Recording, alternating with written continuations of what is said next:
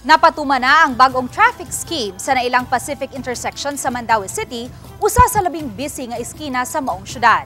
Apan kay nahawan-hawan na kuno ang maong iskina, bantayanan ang usab hinuon ang unahan pang mga lugar niini. Ang detalye ni Nico Sereno. Pipila ka adlaw nang gipatuman ang kabag-uhan sa traffic scheme sa eskina MC Briones, JP Rizal ug UN Avenue umas na ilang Pacific intersection. Ang mga sakyanan nga panorte ang direksyon adto na musubay sa kilid nga taytayan nga gihulagway nga underutilized kaniadto. Samtang sa atbang, duha ka lanes na ang gitagana alang sa mga sakyanang gikan sa norte padung sa direksyon sa Cebu City.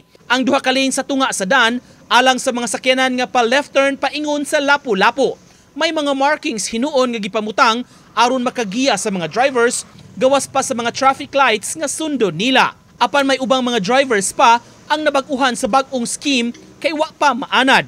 Kung kami nga mo basa gyud dili na mi nga maglibog kay kibaw mi sa signage sir. Kay kung nay nakabuta na nga on red signal dili kita pwede, di kita mo return. Aron mas makamonitor sa mga drivers, nagpuno usab ang team og mga personnel nga gipakatap sa dapit aron makagiya kanila.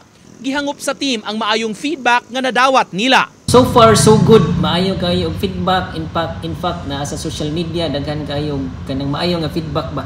Bayan na kay ang nahitabo man gud dako na kayo siya og kanang hawan sa tunga. So dili na maglisod ang mga even kanang mga trucks sa pag-execute og left turning sa iyang maneuvering ba.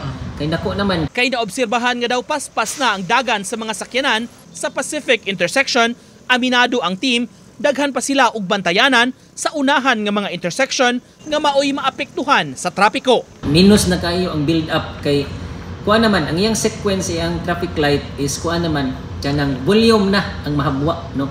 Volume na ang mahabwa. So mo na nga ang concern na lang ron is ang kato na sa mga adjacent na mga intersection. For example, UN Magikay. Mao na sa niya atoy amo ang sunod nga i-address. Kay diha naman sa niya ang kuan kay volume naman imong buhian diri. Uban ni Godfrey Relien, Nico Sereno, Balitang Bisdak.